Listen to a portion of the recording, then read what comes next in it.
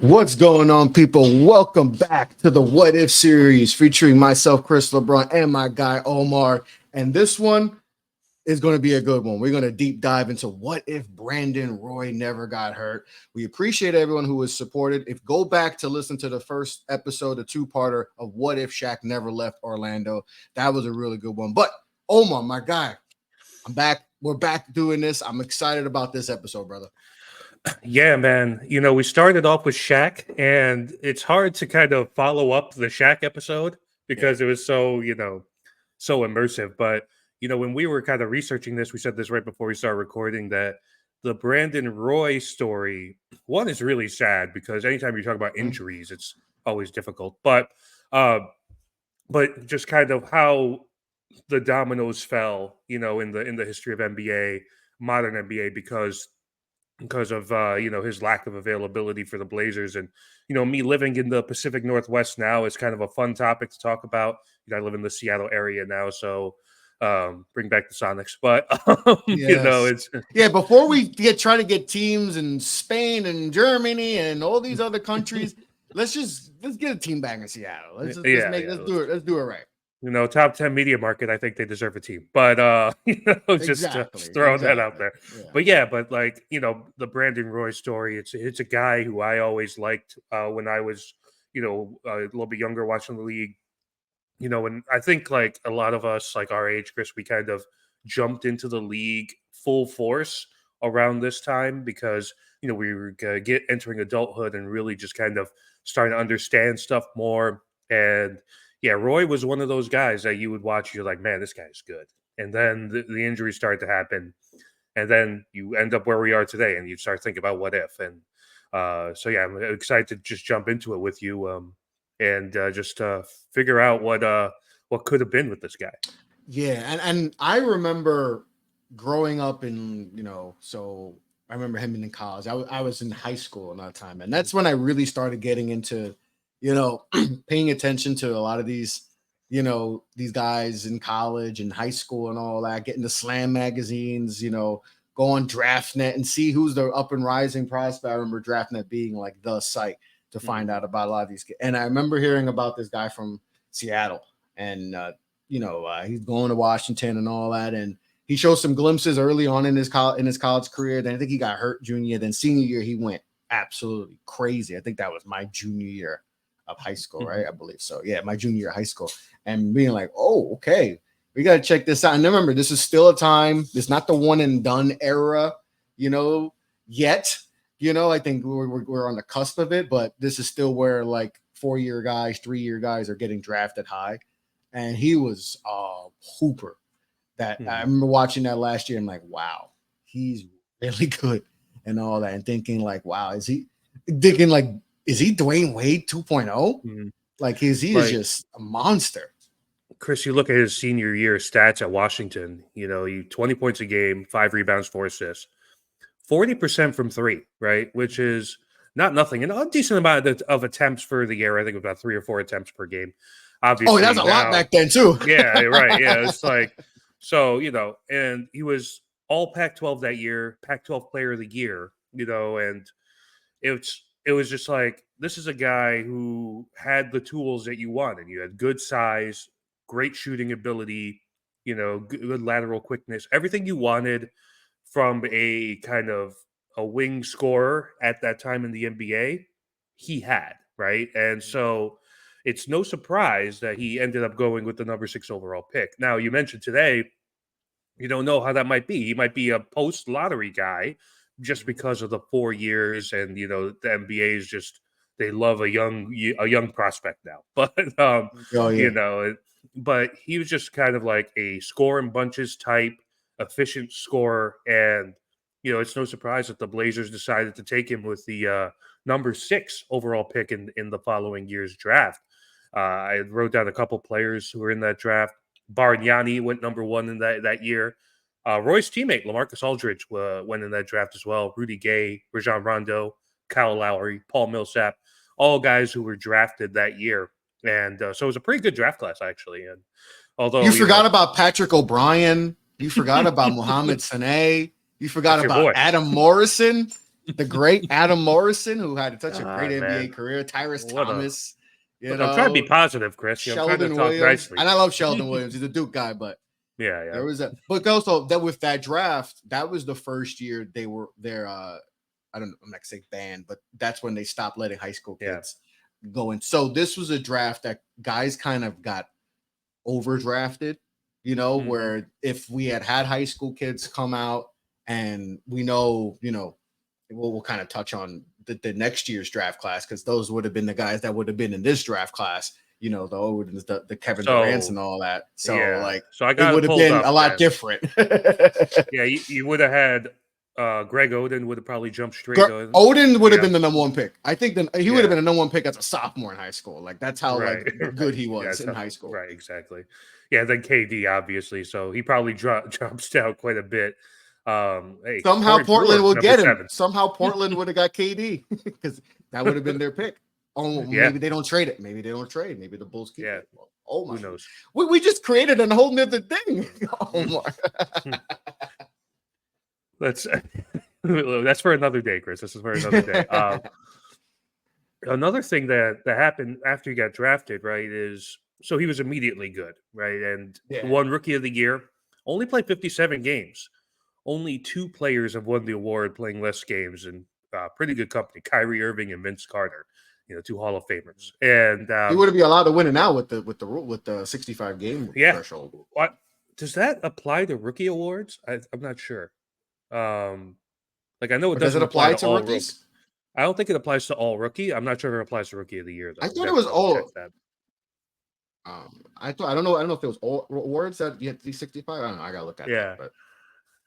But yeah, that might have been a problem. But in the era, he showed enough in that small of a sample size that everybody's like, yeah, this guy's the Rookie of the Year. And when I feel like Rookie of the Year could be a little misleading sometimes, like guy like Michael Carter Williams once upon a time won Rookie of the Year, but typically if you win Rookie of the Year, that's that is generally indicative that you're going to be on a trajectory towards stardom or superstardom in the NBA. And 100%. With Roy, he showed that stuff early in his career as a rookie. As a rookie, he gets averaging 16 points a game, 37% from 3. So the stuff you saw in college felt like they translated to the league immediately, right? 100%. And yeah, so it's just kind of when you look at that Rookie of the Year, it's kind of crazy. He won almost all the first place votes for the voting there, right? It was like a crazy landslide over Bargnani and Rudy Gay.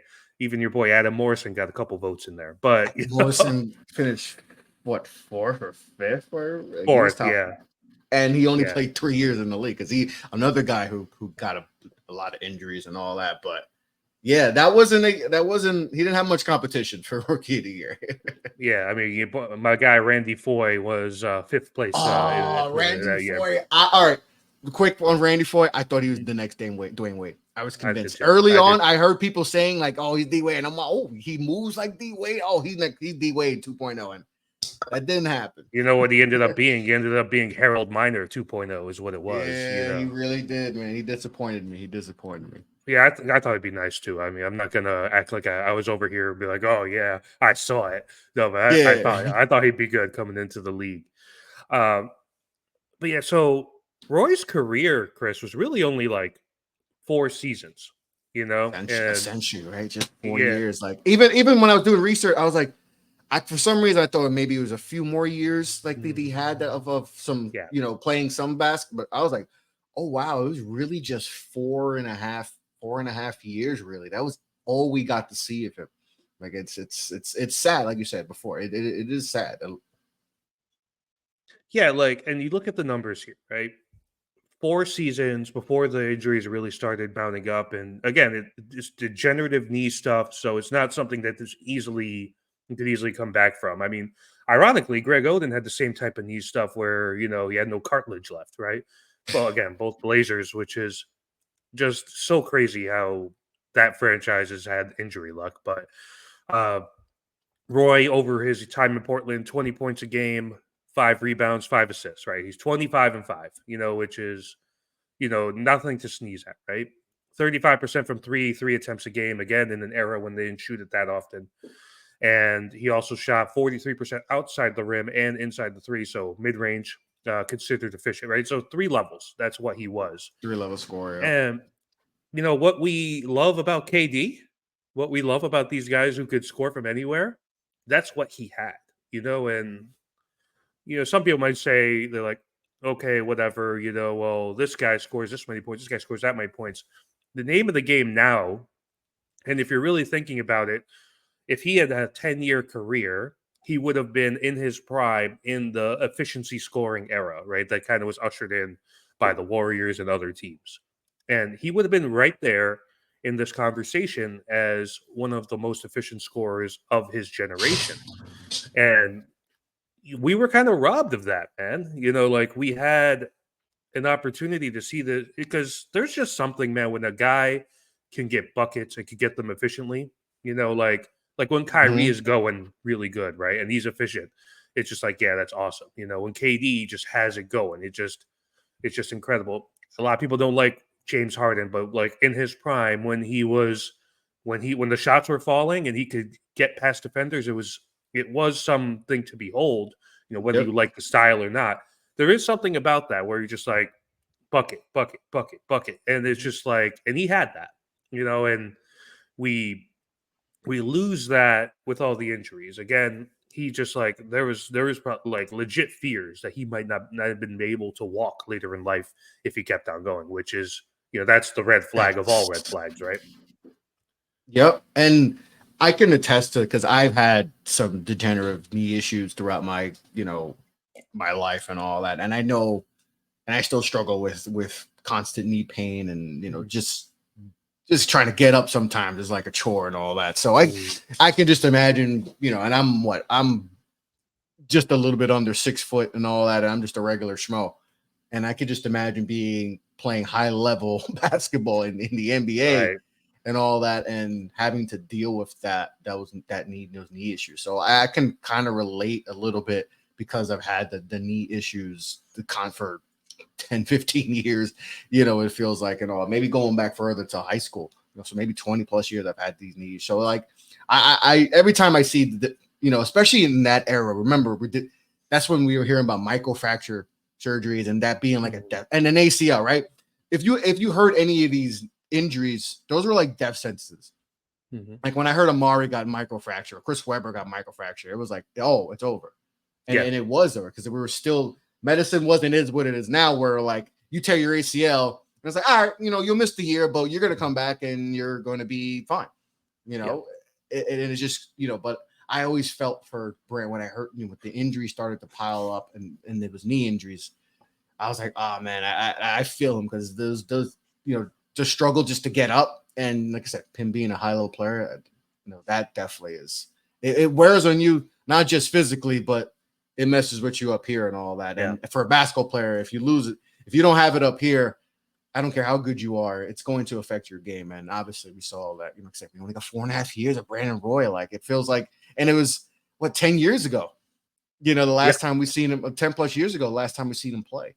Like I don't know, it's definitely sad. Yeah, it makes you wonder, like, if anything could have been done if he had just been born 10 years later, right? And Exactly. Yeah. if he's entering the 2016 draft as opposed to the 2006 draft, and obviously Mm-hmm. we'd never know, but with the way modern medicine is, but it's yeah, it's a sad story, and sometimes like you see people who get out of the league because of bad play, you see people who have like drug problems or controllable stuff, and Mm-hmm. but it's just a chronic knee injury, you can't control it, and then that becomes just that much more sad, right? When you think about it, because I have a piece coming up on the website this weekend, and one thing I mentioned, it was kind of talk about the NBA Finals, is that basketball, I feel like, in the NBA, more than football, more than baseball, more than any of these other sports, it's really storytelling, right? You Yes. want, like, I think about when I was a kid,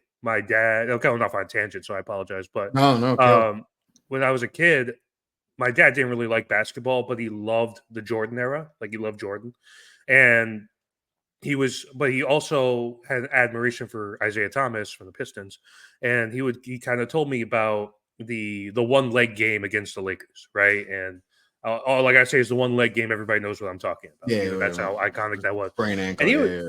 yeah, and he was telling me about it, and it's like it's the adversity, it's the overcoming adversity, it's the finding something in you to be great, right? And that's what we love about basketball. And but on the flip side, when you aren't able to overcome, it's the sadness aspect of the storytelling of basketball, and that's exactly what happened with Brandon Roy, where you saw what it could be. If you watched him in his first 4 years in Portland, you saw how you had a feeling of what he could be. He had guys around him that complemented his skill set really well, and then it just all went away, right? And they had to start over from from point one, and he becomes one of the biggest what that guy could have been stories. You know, Bill Walton just passed away. He was one of those guys. Obviously, Walton at bigger level. He won an MVP, won a championship, but it's just really unfortunate, man. This guy and this team, they could have gotten so much further than they did. And, obviously we'll never know what it could have been, but Yeah, yeah, I was convinced that this Blazers team, growing up in, this is like I said, high school, right, college. So I'm like, oh, they're gonna win a championship because the previous 2 years, I think like a few years back, they drafted Martell Webster, a high school kid. I think he's from Seattle too, another Seattle guy. And they obviously Brandon Roy, but LaMarcus with the second pick they got in the trade, and we talked about that was originally the Knicks pick, and then Chicago trades him for Tyrese Thomas.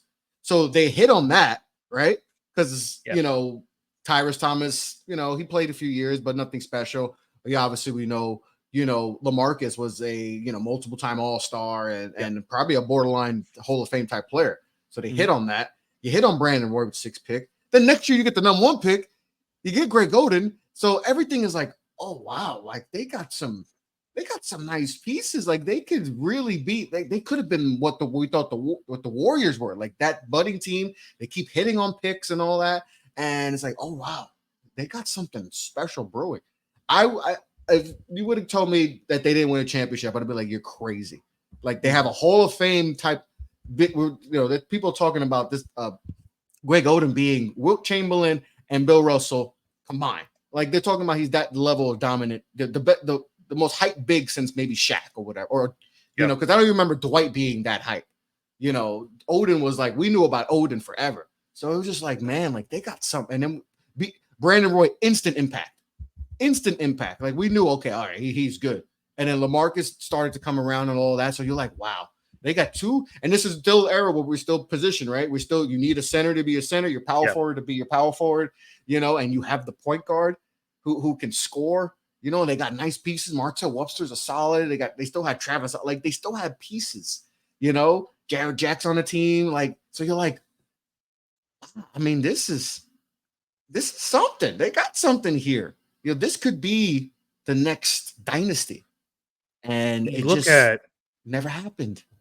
Yeah, Chris, you look at the team. You mentioned all the guys already. So you had LaMarcus, you had Greg Oden, and you had Roy, of course. You had, the role players. Nick Batum was on that team, Channing Frye, Jared Bayless, Martell Webster, Rudy Fernandez. These are guys who aren't bums, to put it just simply. This was a team that you felt could be a top 4 contender in the West for a decade.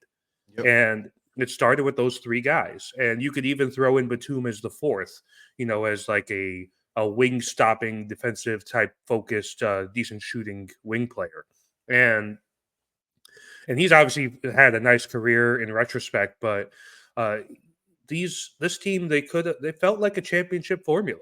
And they had the scoring, they had the defense on paper, but then, on paper, yeah. Yeah, Roy on starts paper. going out. Obviously, Odin struggled with similar type injuries, and it's just He crazy didn't that. play. Odin didn't play his rookie year. Yeah, And yeah, I think they exactly. went 500 or something like that. Mhm. Yeah, I got it right now. Yeah, they went 41-41. So if Greg Oden, because if Greg Oden was solid, his true rookie, his rookie, the next year, his rookie year, Mhm. you know, they you gotta think that they win. They're in that 50 win range and all that if he's healthy. But like I said, that's kind of what when we talk about that era of the Blazers, it's 100% injuries just derailed everything.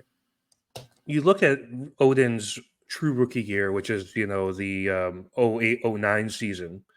It's pedestrian numbers: 9 points, 7 rebounds a game, and you go get the second year before the knee injuries start to really mount up. It's 11-9, and so if he never got hurt, and you're just getting 16-10 from him, which isn't a lot to ask for a number one pick. I feel like, right? Mm-hmm. Then you're in a situation where, okay, we have our reliable down low presence. We have LaMarcus, who could, get up on the block and score from just about anywhere, and we got this guy Brandon Roy, who's able to get buckets and bunches, right?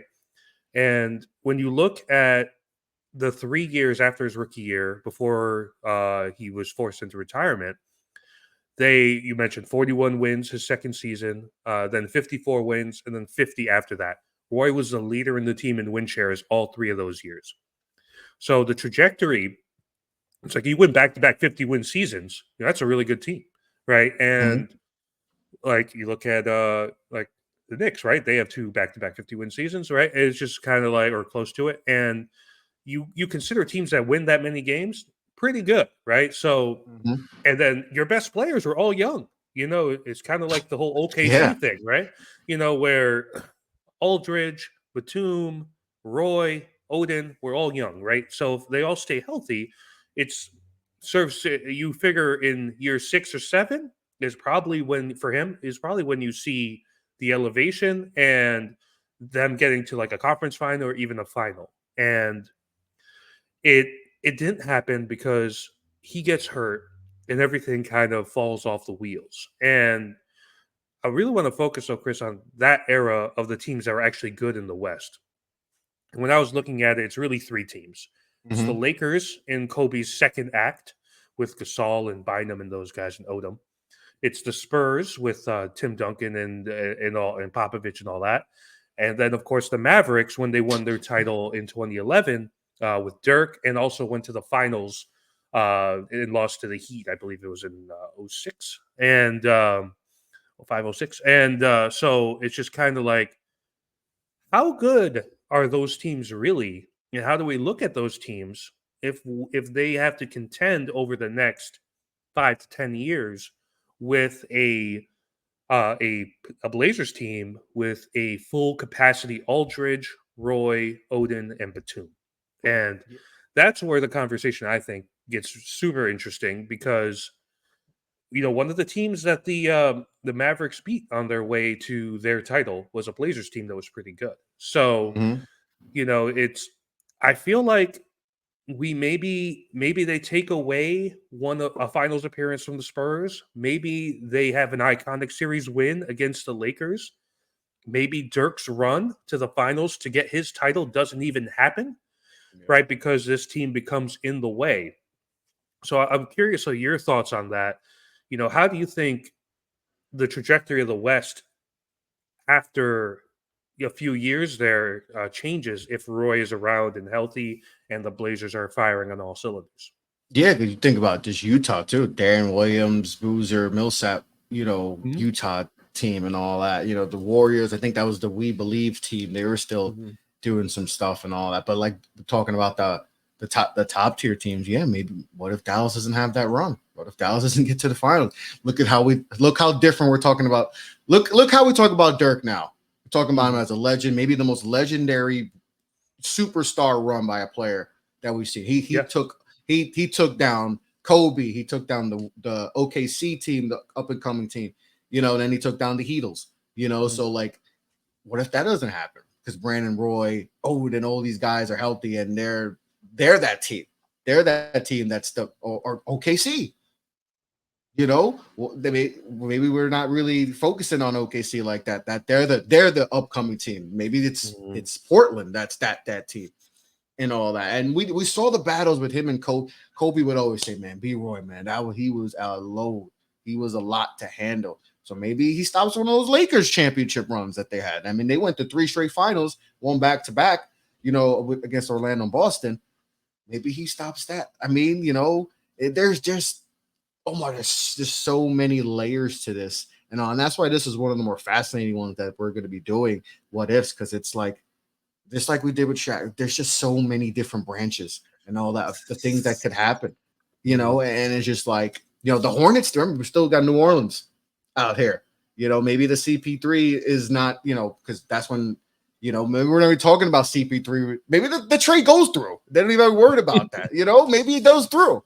That he goes to. So there's just so many factors and on. Like I said before, if you would have told me they were not going to win a championship, just without knowing anything else, just saying, "Hey man, remember that Blazers teams with Odin and all them boys and all that? What do you think happened?" And I'd be like, "Oh yeah, they definitely had to win a championship. That team was they were loaded. They hit on every draft, every trade." And if you would have told me it didn't last, it barely lasted. We rarely got to see their big potential big three. Maybe that's the big three. Maybe that's the big three we're talking about. And one thing doesn't happen. Maybe because remember KG, I think is KG still in Minnesota. And it's towards the end, but it's right towards the end of Minnesota. Yeah, right. So maybe Boston that Minnesota is not. I don't.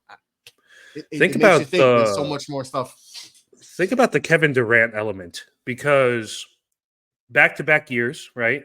Basically, and in the draft, and you would have had a perfect setup for like a young wing rivalry between the two of those guys.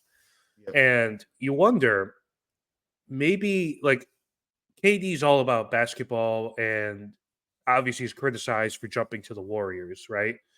But if he has, iconic series with the Blazers early in his career, does that shape his mentality a little bit differently? And it makes me wonder because you would have had this budding kind of we're developing at the same time thing going on with the Blazers and the Thunder, and it because you had Westbrook there in place already, and so you could kind of say the LaMarcus and Roy tandem versus the Westbrook and Durant tandem, and like they're built a little similarly, right? They both kind of invested in bigs with Ibaka and Odin. They both had like some decent wing defenders. Batum with the Blazers, I believe Cephalosha was on the Thunder at that point, and so it's just kind of like they're built. It's kind of those are the best matchups. Like you think about us as Knicks fans, the reason why the Pacers rivalry in the '90s was so cool was because they're built really similarly. Yeah. So when you have two teams that are built similarly and they're in the same conference and the chance to play a lot, it creates just a theatrical kind of experience. And I just wonder what KD, and that changes people, right? Like it makes when you're invested in that, you invest in your franchise, you invest in your teammates, and it makes you want to stay a little bit longer. Mm-hmm. So maybe, and we'll talk about the Warriors in a little bit here, but maybe that changes KD's outlook. Maybe it makes him want to stay there, right? And then we have an all-time great kind of mini rivalry in the West that would have just been a historical type thing to look at. Yep. And the Blazers, it's a sad kind of depiction of the way we look at them. Because you think about Bill Walton, Sam Bowie, Roy, Greg Oden. The reputation for this franchise is that's where promising prospects go to get injured, right? And and it's ultimately not 100% the team's fault, but just that's the way. luck. Like you look at it, anybody would have drafted Greg Oden, right?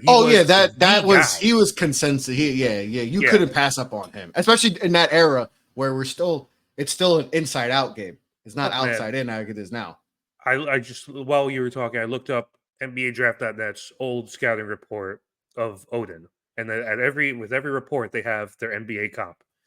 When the NBA comp is Bill Russell / David Robinson, you take the guy with the number 1 pick. When they drafted Walton, he was a consensus number 1 pick. He's the second greatest college player of all time, arguably after Kareem. After Kareem, yeah. Yeah, and it's just kind of like, yeah, you draft that guy, obviously. You know, 100%. you look at where they drafted Roy, and even the Sam Bowie one, you could argue, you know, like no one criticizes the Rockets for taking Olajuwon over Jordan because that was an era where you had to have a big man. You know, in retrospect, could you have made Jordan and Clyde work? Probably, but now that's not even a hesitation. You make that work. You take both of those wing guys, right? You take both of that's what Boston has, right? Boston did it. Yeah, exactly. So, but in the NBA in the mid '80s, you took the big man. You have a 7-footer out of Kentucky who looks like he has passing ability and can block a bunch of shots. Yeah, let me get that guy. You know, that's what you do. And then he gets injured, right? You know, he also has problems. And you just wonder if these guys, like, obviously we're talking about Brandon Roy as a whole, but if these guys don't get hurt, we're looking so differently at the NBA, and we're looking at the Portland Trail Blazers as a juggernaut franchise. Yep. Like, they had, like, if you figure Sam Bowie hits, when they meet the Blazers in the Bulls meet the Blazers in the finals in the 90s, man, that's a different series, right? You know, and 100%. with Clifford Robinson, Terry Porter still there, Clyde still there, you know, so and similarly with Walton, if he doesn't get hurt, when he got hurt, he was the best player in basketball. Like, let's be honest here. He was MVP, title, finals MVP. You're the best player in basketball. I don't care. You know, that's just who you trifecta are, right there. Yeah. Yeah. That's just like, so, and then obviously he gets hurt. And then we start looking at this, like, this Blazers team is just like this, you know, unlucky franchise. And you start to wonder, like, if prospects start looking at it that way, right? Like, oh man, you know, like, look at the history here. You know, do I really want to go here? Like, was that on Scoot Henderson's mind this past draft? You know, when he knew he was about to get drafted by them, you know, so it's just kind of a sad reality, and obviously Brandon Roy is a part of that conversation. Yeah, he really is.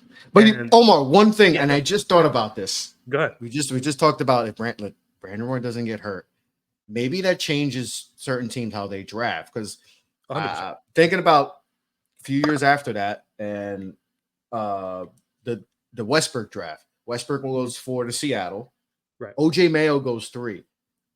If Brandon Roy is, you're not worried about the injuries, maybe in that, and I think it was Minnesota. I think they swapped with because they took obviously they got Kevin Love and all that. They traded with Memphis, so maybe because remember, Westbrook was known as a defender in college coming out of UCLA. Maybe they're like, we need somebody to match with that guy, so maybe they take Westbrook. Westbrook goes to Seattle, OKC. And now that kind of changed because now it's going to be OJ Mayo and Kevin Durant and all that. And that changes then. Maybe Minnesota, you know, maybe it's just different because now they're focusing on we got to try to guard this guy. And Westbrook is a defender and he has the size to match with him. So maybe that changes teams draft him. That's another thing you could go like it's because, you know, we know teams sometimes they, you know, especially back then, they'll draft based off of who we have to go against. Yeah, we got to stop this guy. So maybe Westbrook is a member, you know, maybe he's in Minnesota now instead of being in Seattle and all that. And maybe that's a whole nother thing that branches to a whole bunch of other things. And maybe we don't have the breakup with maybe OKC, Kevin Durant stays there longer. Who knows? Because obviously OJ Mayo, obviously he didn't live up and I think he's banned from the league. So like, who knows with that? So man, OJ Mayo is a guy that I thought was going to be an all-star. Yeah. Like, I remember him at USC, man. I was just like, this guy, you know, he had the size, he had the handle, he had, you know, the scoring ability, and it's just like, it's bad decisions, bad placements, you know, it's a story of the NBA, right? You know, where you go matters, you know? I mean, you can say it's a story in any league, but, you know, where you go matters. And, you know, it didn't work out for OJ. And, you know, he had the potential to be the when you have the name OJ, there's generally a negative connotation, but I think maybe we look the at name hurt him. yeah, the name hurt him a little bit, But hey, with his last name, man, he had if he was good, he could have had sponsorship deals with Mayo companies going like crazy.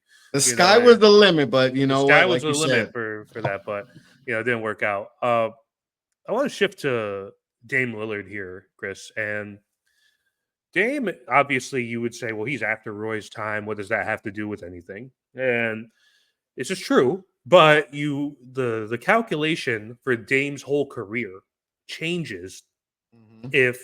if Brandon Roy is fully healthy with the Blazers. So starting off, he is the sixth pick in the draft. Again, ironic because Roy was also the sixth pick, but that was in the 2012 I think draft. he's a 4-year player too, right? I think he's Yeah, a at 4-year Weber player. State. Yep. Yeah, so a lot of similarities, big college numbers at Weber State. And he goes on, of course, to become one of the most iconic Blazers of all time. Generally, you ask people who's the best Blazer ever, they give you three names: Bill Walton, Clyde Drexler, Dame Lillard, right? And some people will say he's the greatest Blazer. Others will say, well, he didn't win a title or get to a finals like Walton and Clyde did, so he can't be, right? Whatever you think, at worst, he's the third best Blazer of all time. He's Okay. on the Mount Rushmore for sure. Yeah, 100%. Who's the fourth guy? If those are the three, right? Who's the fourth in the Blazers Mount Rushmore? Is it Cliff? Is it LaMarcus? LaMarcus? LaMarcus? Yeah, it might be LaMarcus. Might be LaMarcus. Yeah.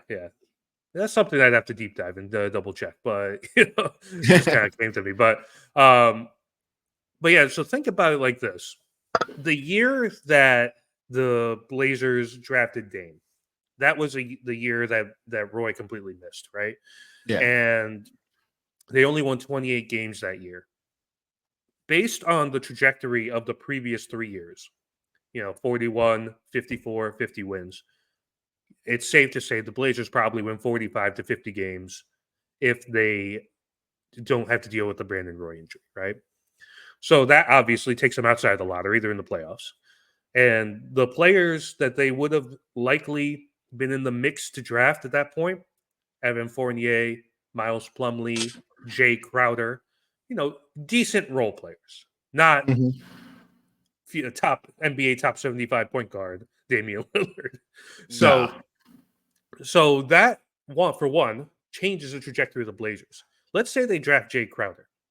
You get a guy who's like nice wing player, good defender, would have been a nice depth piece to add to that team. And if they're healthy, maybe we look at Jay Crowder's career a little bit differently. Maybe we look at Evan Fournier's career. See if you get Fournier. He has an immediate mentor in Nick Batum, right? To kind of lead him the right way. Two Frenchmen kind of on this team, right? So that becomes the Blazers aspect. But my more interesting thing is the Lillard aspect. So let's say you take Portland out of the mix there at the sixth pick. The teams in that range that probably would have won that pick: Detroit, Golden State, Toronto. So I kind of want to talk with you about how his career changes if he goes to one of those three destinations.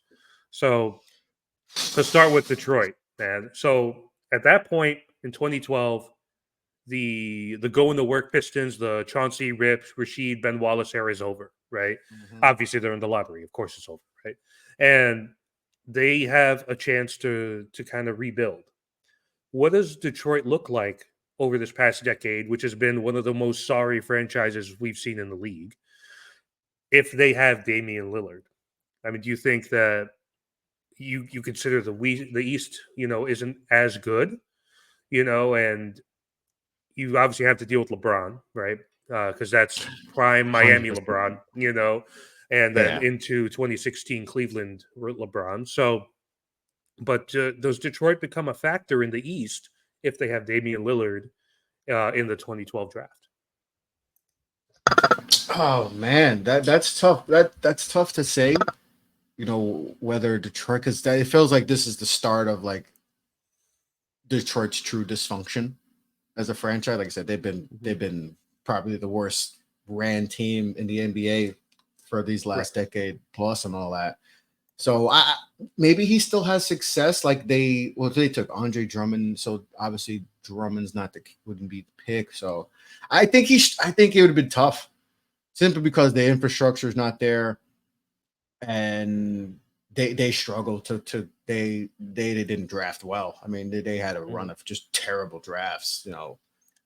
Stanley Johnson comes to mind, bad. Like they just had a bunch of bad drafts. So I think he probably struggles.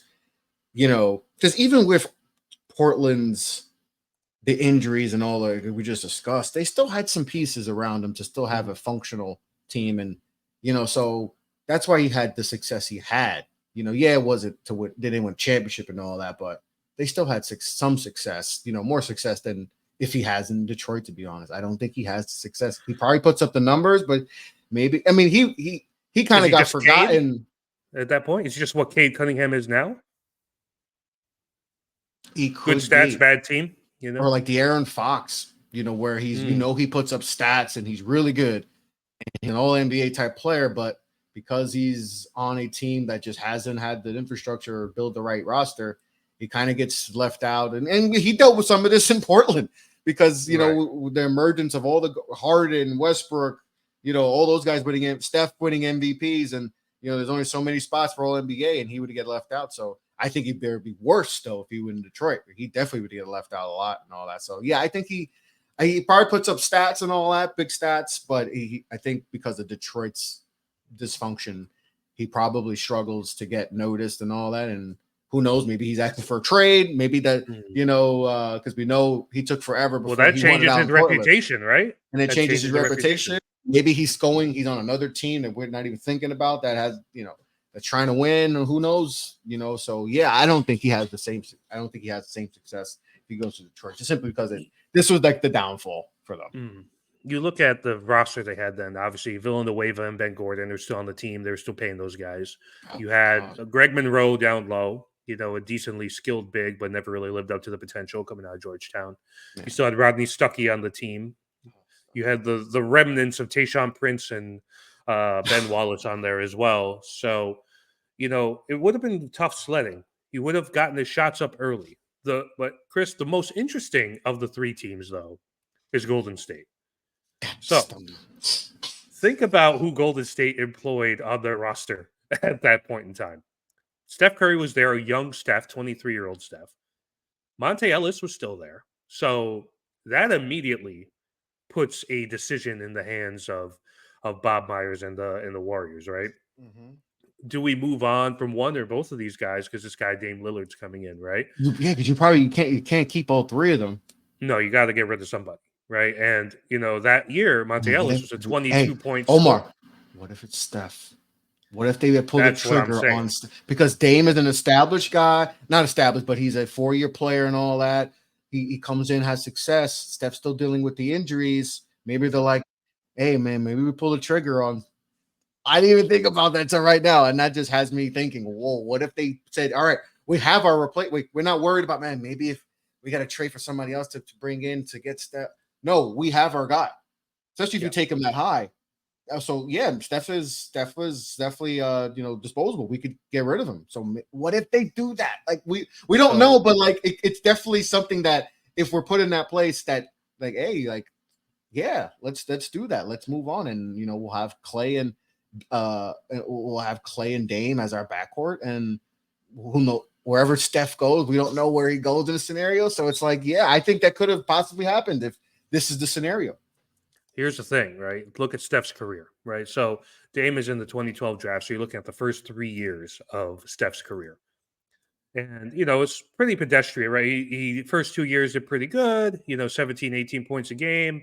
The 3-point percentage, of course, was bananas, 43 and 44% on 5 attempts a game. But that third year, he gets hurt, right? Only plays 26 games. Yeah. So, and that's what's leading into the draft. And so let's say they decide to move on, right? That following year, 2012-13, that's when the Steph explosion starts happening. He starts getting MVP consideration, 23 points a game, 45% from 3, ridiculous, and 7 assists a game. So Think about how we would look at the Warriors if they On high decide, value yeah, too, we're Omar. On good. high value, you're Yeah, shooting yeah, these things. we're good. We think that Steph hasn't really panned out yet. He's injured. Let's go ahead and get this guy out of Weber State. Then the Warriors aren't even the Warriors, right? Or maybe in like Because think about it, that same draft, Omar, they take Draymond in the second round. Maybe they have a different process. Maybe because if yeah, it's a different player, maybe they just think they go different for a big, process. right? Maybe they go for something else. Mhm. Maybe they take a wing and all. Maybe they're just a different process simply because of a different player and all that. Like we don't. Sometimes you ever just think about like, oh, what if I just done this one thing? Does that Mhm. change what I would have thought Everything. about the other thing? Does that change Exactly. everything because of that one decision? So like, Mhm. what if they're like, all right, we're thinking about different player. Then and I'm gonna look through that draft. Like, what if they're thinking about Will Barton, or what if Mm. they're thinking about let's just get a rugged guy like a Quincy AC type. We're just gonna be bully and Quincy just Casey. yeah. So like, what if that's just that one process? It's different, and they're like, you know what? Let's shift from Draymond and let's go get even if Jay Crowder. Let's say it's Jay Crowder. That changes everything because Jay Crowder, yes, he's been a long time pro, Mhm. solid as is. He's not Draymond though. So like, Right. it's crazy that I just thought Now, about this one the that just alternate the I alternate can't wait to people situation. listen to this. I can't wait to listen because this is good. I love this The, episode so far. the alternate situation, they move on from Monte Ellis like they did anyway, Mm-hmm. and it's Steph Dame backcourt. Does Clay become Clay? This Probably not. And then it just becomes like, how much differently do we look at Dame Lillard and how much differently do we look at the concept of the two small backcourt, right? Because Dame had it in Portland with McCollum eventually, but if it's Steph and Dame, now you're talking about at this point two of the best clutch 3-point shooters to ever live. Was what they became. One, do they both become that? Two, is there an ego clash? And three, do they still win? Because Clay, while a great shooter, is also a really good defender in his prime. And doesn't need Not the so ball much in his hand. anymore. Doesn't need the ball in his hands, right? So that just like the whole trajectory of Golden State shifts if Brandon Roy actually stays healthy to bring it back to it, right? There's also the Toronto piece. So this before Lowry, I'm pretty sure before DeRozan, maybe. Um, and so then he becomes a focal piece. They probably aren't in a position to want to get those guys, especially not Lowry. And then the legend of Kyle Lowry doesn't become the legend of Kyle Lowry. Maybe it doesn't put, who knows if even further down the line, if they're in a position to get Kawhi in 2019, and that kind of rejiggers the whole configuration of the Toronto aspect. And so the Dame Lillard thing becomes so impacted because I think Dame was allowed to be great in Portland, right? Yes. Because he just had the ultimate green light. If he had gone to Detroit, he might have had that same green light. Who knows what they would have become? Because, like to your point, Portland had a better infrastructure Yeah. And he around had CJ Dame. McCollum. Like he had Yeah, some pieces that like were Detroit. had Robbie nobody. Stuckey. Yeah, Like, come on now. Like, right. yeah. Yeah, so if so you what now there's the flip side of like so is Brandon Roy not being around actually been beneficial for Dame's career because he could have gone into situations and maybe he doesn't become the player that he is today, right? And I think that is one of the more interesting aspects. I think a lot of times we think of how great would this have been if this person did this, right? But Mhm. what we're not thinking about, like maybe Dame isn't as great as he is because the opportunity wouldn't be as much there as it was for him in Portland for him to really take the reins as soon as he got in, right? Yeah. And that's the interesting aspect. And you think so if Roy stays healthy, then we're not looking at Dame as one of the three best players in the franchise's history. Mhm. Where and we're not looking at him as an NBA top 75 player potentially. It becomes this whole like domino effect Hall of Famer. of Like those three yeah, things. Yeah. Top like 75, a Hall of Famer, in multiple All Stars. Yeah. Maybe don't if he ends happen. up as a Piston, right? Like, and he starts popping. Like Detroit has always had a hard time attracting big name talent. That wasn't drafted there. So Yeah. you can't just say, well, we would have traded for somebody. right? Like I don't know about all that, um, Exactly. I'm saying he's so De'Aaron Fox. He's gonna be De'Aaron Fox. yeah, Like De'Aaron Fox is, I he's really good. He's really, really good. And if he was in a bigger market and better team, maybe we're talking about him the same way we talk about like Jalen Brunson and all that. And because of where he's at, and because of that could hurt De'Aaron Fox's shot to being it cost him a few All-Star spots, All NBA, maybe being a top 100 player, whatever the next list is, or being a Hall of Famer. Like those things are really affecting, and that's probably where I think Dame is if he landed in Detroit. Like all those yeah, things, top 75. I don't even think we're thinking about it.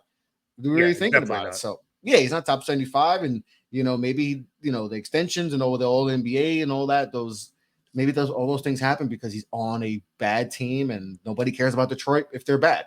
So you're not going to get noticed. Look at what De'Aaron Fox is going through. 2 years ago when they were good, got some love. This year they're bad. It's like, we forgot about it. He averaged 27 a game. But we forget about him because, hey, you're in Sacramento. And if you're not a playoff team, we're definitely not talking about you. Right, exactly. Kind of want to look at here too, Chris, is the two other guys that we have already mentioned before that were alongside. Obviously, Odin, what happened to Odin, we know, but the guys who stuck around and were playing games after Roy got hurt is LaMarcus Aldridge and Nick Batum. Mm-hmm. And both have had good careers, right? No one's taking that away from them. Aldridge, Blazers, was really good as a Blazer. Eventually goes on to San Antonio and a few other teams, and has a good career. But he had to shoulder more of the load until Dame Lillard got there and really started, working with him there. And you got to wonder if that kind of took its toll. Same thing with Batum. Batum is probably like your fourth or fifth best player in his prime as like a good glue guy, good roll guy. But he had to start taking 2, 3, 4 more shots per game. And, as a result, of course, his efficiency tanked. So if we're talking about Brandon Roy, the healthy Blazer, what is that? And you're assuming he's your main option, right? Because he just had that skill set. How do we look at Aldridge differently? How do we look at Batum differently? In the context of just like their careers, because as of right now, it feels like Marcus Aldridge, good power forward, 20 and 10, and he would give you everything, all that, but the winning wasn't really attached there. I'm convinced personally with Brandon Roy healthy and LaMarcus Aldridge and Nick Batum kind of developing alongside him, that's a finals team at some point or another. And maybe we look at him a little bit differently, because right now he's in that secondary class of power forwards, right? Yeah. Where he was like, yeah, he was all right, he was good, right? He was But good. it wasn't he was great, And and then same thing with Batum, like I talked about earlier, the storytelling aspect of the NBA. One of the big parts of that is when a role player does something sweet, So like, and when you get that, that's a magical thing. Who's to say that Batum wouldn't have had a moment in a second round series, a conference final, or a final that puts him in like Blazers lore forever? Hitting a corner three, as the time's going down with like KD in his face or something like that, right? Just something that would have done that. But instead, we're just looking at these guys in about 20 years when people are looking back at this era, that era of basketball, and it's so far from the memory. Are they going to say, oh, yeah, I forgot about Nick Batum. Oh, yeah, I forgot. LaMarcus Aldridge was pretty good, right? Similar to how we look about guys who played in the 80s right now who are just okay, and I think the weight shifted. Whereas if Roy was healthy, we're looking at him as like, now what a great sidekick to Brandon Roy's greatness, right? What a great glue guy to Brandon Roy. And I just kind of wonder how their careers would have been different had he stayed in Portland, had he stayed healthy. Yeah, no, it's true because maybe Batum as the third option is, because we remember role players because they were on good teams, right? Yeah. they were the third, fourth option and they hit big shots. That's why we remember we don't remember role players on 50, 60 lost teams. We don't remember those stuff. So well, you'll remember Hamidou Diallo, man. What are you talking about? You don't remember those guys. So maybe he'll as the third. And I remember people talking him up big time. Like, this is he's legit. He could be like a real really good player. It's someone who 18, 19 a game, something like that. So, but we didn't get to really see that, and him being a number 2 option now, you know, that wasn't his fit and all that. But who knows? Maybe he has moments because LaMarcus and B Roy are just they're dominating, and he's hitting big shot because he's getting single coverage or whatever, and he has some of those memorable moments because he's hit the big shots in his career. I mean, even in the field, I know it was just, they lost in the first round, but there was some big shots he hit in that series. So he's had some moments. At the Clippers, he had some moments, in playoffs. So like he's had moments. So just imagine if he's not a 2 option, and then he goes to Charlotte where he's overpaid and he's just on a bad, that's just a miserable franchise too. So maybe he has more moments because he has 2 bona fide stars, all NBA caliber players, and he's able to just fit his role perfectly and all, be as that connector too, because he can pass a little bit and all that. He's a good shooter.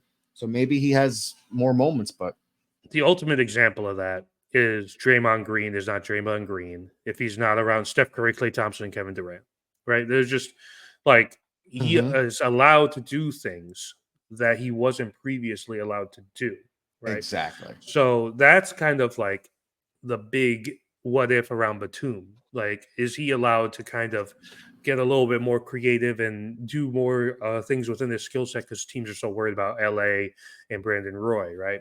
And it's just kind of crazy to think about just how the fortunes untold and unfold into what it becomes for guys like that. Especially, I think more so Batum than Aldridge. Because Aldridge still had a good career, right? He still put up numbers. Yeah. He still had a good career, won awards, whatever. Did okay in San Antonio, which I always thought that was a mistake, to be honest. Why are you trying to follow Tim Duncan?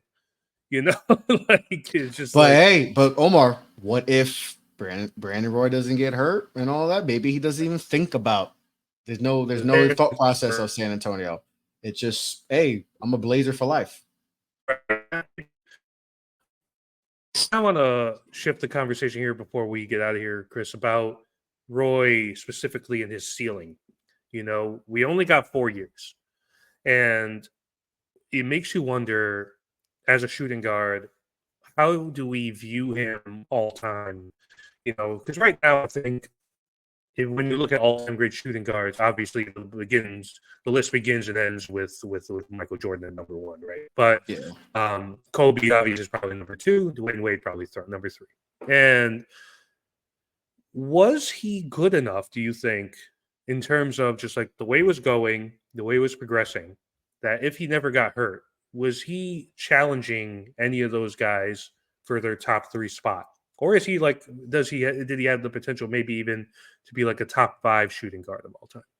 I don't know if you could challenge those guys because that's just Jordan, Kobe, that is like the elite of them. But I think he could have been a top 5. I think just looking at like Dwayne Wade's, because Dwayne Wade was another 4 year player and all that, like, and just Dame too. Dame was a 4-year player, and you could say Dame was kind of played some off, like, so.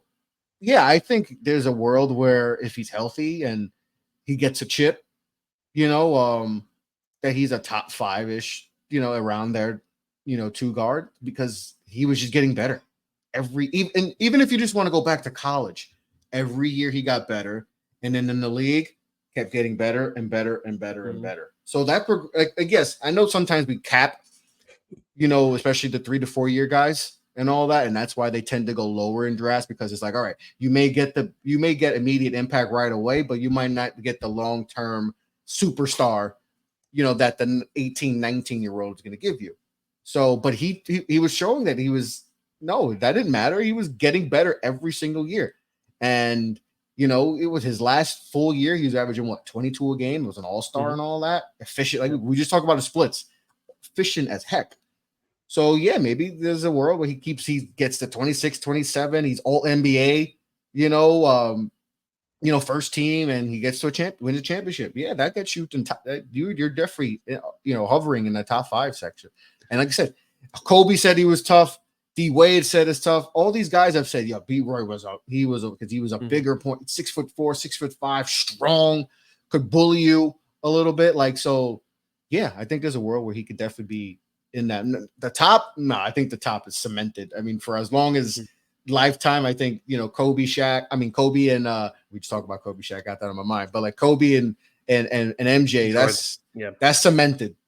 Yeah. I don't. It's going to be really hard to pass those two guys, and all that. And now with the way basketball is today, it's position, whatever. Some guys are two, some guys are ones, whatever, flip flop.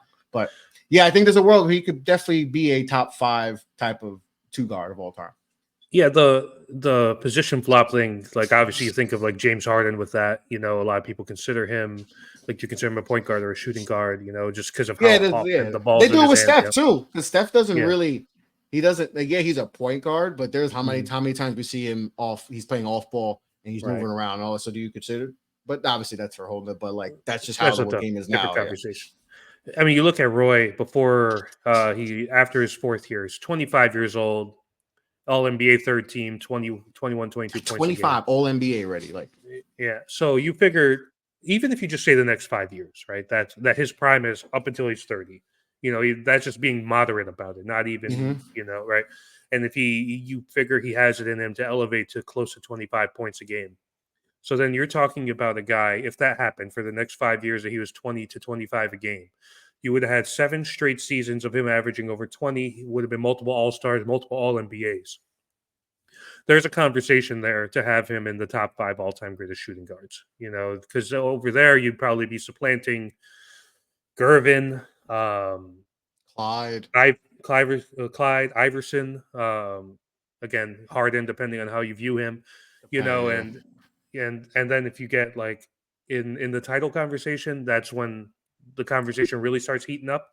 And that's kind of what we lost, man. We lost a guy who had that potential, because he was doing it, right? He was making all-star teams, he was making all-NBA lists. He his 3rd year, he got MVP votes, so this is a guy who had it. It's not like a Greg Oden thing where you never actually saw glimpses of it like that, right? You could just hypothesize it, right? But and I also just think about what a rivalry with him and Kobe would have looked like. What could he have been the roadblock that OKC and Golden State had to overcome, which is an interesting kind of dynamic in and of itself, right?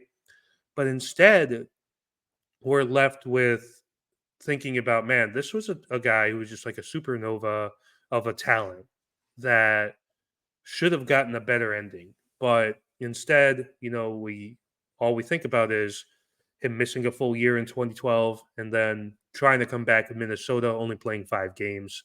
It's not the ending that Brandon Roy deserved, and this is a guy who should have been a 10 to 15 year player, who should have been, again, who could have been, his jersey would have been in the rafters over there. Oh, easily. And like you mentioned, Mount Rushmore, he's on that and all that. But like, think about Kobe. Let's just say he stops Kobe from winning those 2 rings. Look how different we talk about Kobe Bryant.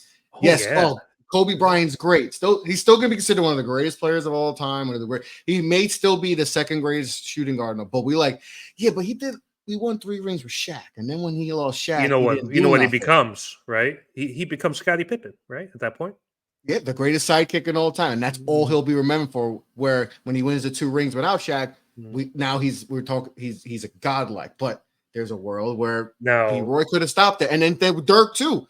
Look at how different, like we mentioned earlier. Look how different we would talk about Dirk if he stops him in that 2011 season. If he's the one that stops Dirk from getting to the finals to win a championship, we talk about Dirk the same way we talk about Charles Barkley, Karl Malone, Dan Marino, every great player who has won those MVP type players who never won championships. He's in that, and we're clowning him. People were clown because we know in this era they clown people. If you don't win a championship, you get clowned upon. That's just how it works with a lot of people. So he's still getting clowned because he was getting clowned on that. Because remember, Dirk lost in the first round the next year after that. So his career is going to be all crazy. So it's crazy. The alternative for the Kobe Shaq thing is that if Kobe's just looked at as a good sidekick and that's it, that elevates Shaq even more historically. Exactly. Shaq like, might be man, the undisputed number one center of all time. right? Because you're like, yeah, man, look at what Kobe didn't do after Shaq Yeah, left him. yeah, yeah, If yeah. Shaq carried this guy, would have been the conversation And then Shaq instead won a of championship with D Wade. right, exactly. And it's just kind of like, and all of that kind of spans again. It's just the branches, the tentacles of it all from this the fact that you can make that connection through a guy like Brandon Roy who only played for 4 years is just kind of insane and just shows how dependent of like in the NBA you obviously have to be great, right? Of But course. your true greatness is like a domino effect of what happens around you, Hmm. and being able like you could say as great as Larry Bird and Magic Johnson were, they aren't great without each other, right? Without them being able to play each other, right? So if the Lakers just played the 76ers a bunch of times or whoever else is coming out of the East then, and it's not the same storytelling, there's not the same glorification of these guys that we have. We still think of them as good players, but it's not the same thing. And it just goes to show you how much another player being around you in your vicinity and what happens to them or doesn't happen to them impacts the way we look at you, right? And that's 100%. the No crazy problem. thing about like we look at James Harden 100% differently. I've mentioned him a few times. I don't know why I'm thinking about James Harden, but if Steph isn't Steph and Steph doesn't have KD, whatever, we look at Harden a totally different way, and that's how it's going to shape the conversation of him. Great player, great scorer, could never beat Steph, could never do it in the big moment, right?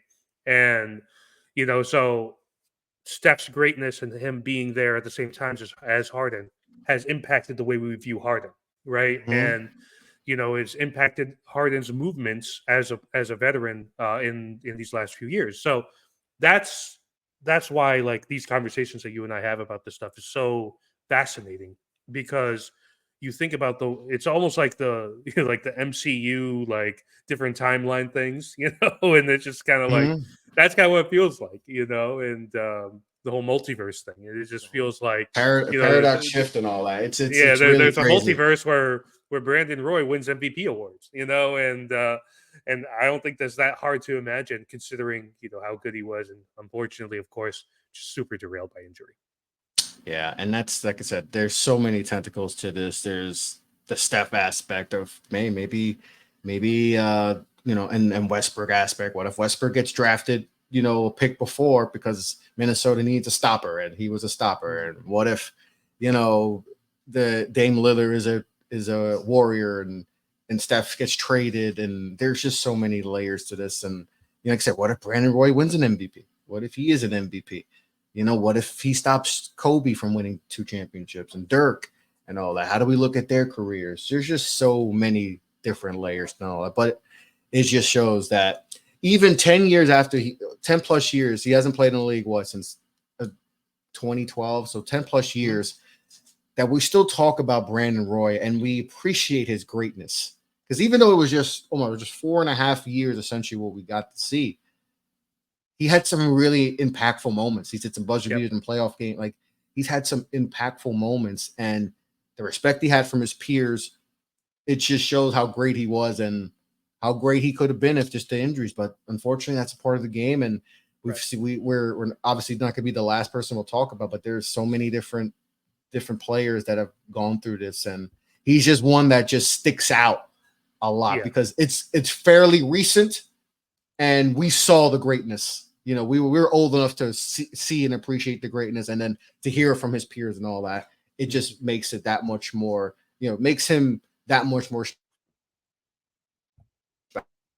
special and all that. And like I said, we got robbed of seeing eventually stop people from doing great things. And Brandon Roy, man, the deep dive into this was definitely one I was really looking forward to, and I'm glad we got this. And I think people are going to enjoy this episode because we got to go through all the all the tentacles and all of everything could have happened. So yeah, this was a fun one though. Yeah, man. These are always fun, Chris. But yeah, it's always good to like when we did the Shaq one. Like I was a kid when that happened. With Yeah, the yeah. Orlando stuff. And but this is one that I actually lived through. Which Mhm. and like closely paid attention to it, which makes it that much more fun. But yeah, always a good time chopping it up with you, man. Yes, yes. So this B-roy episode, a lot of fun. I can't wait for you guys to listen to this, because this was a lot of fun. And like I said, always, it's always fun doing these. And we'll definitely like make sure to check out the Shaq episode. We got a 2-parter. Check that out. Available on Apple, available on Spotify, all the podcast platforms, on the Off the Boat Network YouTube channel. So check that out. Give us a 5-star review and all that good stuff and all that. So we're gonna end this one. Like I said, this Brewer episode definitely we got to live through it. So this is very, I think, close to us, because we got to live through this. Unlike the Shaq one, where we were still young when all that stuff was happening. I don't even think we were 10 yet, but to get through this, because we got to see this through our high school and college, lives and all that, adulthood. So we got to see this, but I think people are going to enjoy this episode and all that. So, but yeah, this was a lot of fun. We got a bunch more ready to go. We're hopefully we'll get another one sooner than we did. Things happen and all, but I was very happy to get in the lab with my guy Omar. But Omar, man, it was a lot of fun, brother. Yeah, man, appreciate you having me on here, Chris. This is a really fun series, to be honest. And now that we're kind of closing in on the NBA offseason after the finals wrap up, I think we'll be able to kind of do a little bit more of this and really just have this stuff to you guys, and hoping to spark some conversation with Yes. everybody. And Yeah. what do you think about were we off base? Did we go too far? Not far enough? Mm-hmm. Whatever you guys think. Yeah. So yeah, if you have anything else you want to add about the episode that we maybe missed or all that, or just want to spark conversation, you can follow me at Off the Ball Pod. That's our most active. You can follow me on Threads there, Off the Ball Pod, Instagram, Facebook. You can follow me. Follow the YouTube channel and all that. Comment under our post. We'll have this upset, and you can obviously, Omar, tell them where you can find you with all your good work and all that good stuff. Yeah, so you can follow me on X at OmarZHRN. You can follow me also on Threads at Omar.ZHRN. Unfortunately, the first one was taken, so it is what it is. But you could catch my written pieces on offtheballnetwork.com. I have a finals pieces coming up this weekend. You could also catch, if you were subscribed to Medium, you can catch me on omarzaran.medium.com. And you could also follow my podcast, Deep Cover Podcast, which is on Apple and Spotify. So thanks, Chris, again for having me on, man. Make sure we'll have all the links posted below, and appreciate everyone who enjoyed the first episode as far as with Shaq.